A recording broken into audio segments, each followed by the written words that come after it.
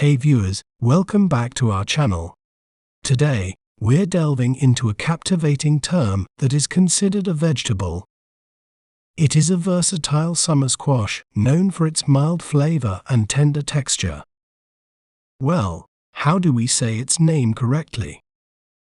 We may pronounce it as zucchini, zucchini, shu, ki, ni, zucchini.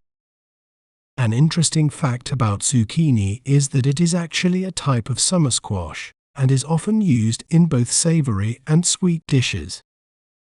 Isn't it fascinating how breaking down a word can make it clearer?